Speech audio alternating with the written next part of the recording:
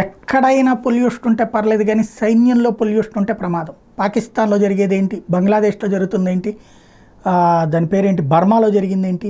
సైన్యంలో కలుషితం అయితే అంటే తీవ్రవాద భావజాలం కానీ దేశ వ్యతిరేక భావజాలం కానీ ఉంటే అత్యంత ప్రమాదకరం. ఇప్పుడు అమెరికాలో జరిగినటువంటి తాజా పేలుళ్ళు, ఘర్షణలు, కాల్పులు, ఈ సంఘటనల్లో మాజీ సైనికులు, ప్రస్తుత సైనికులు ఉన్నారు అంటే అమెరికాలో పుట్టుకొచ్చింది మామూలు పుండు కాదు, రాచపుండు, చాలా ప్రమాదకరమైన పుండు.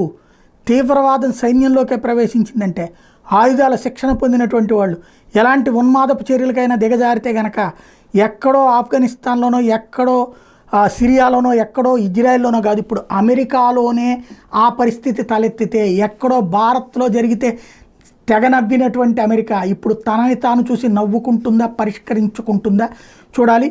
పోతున్న బైడెన్ సృష్టించినటువంటి ఈ భూతం ట్రంప్ని పరీక్షించబోతోంది.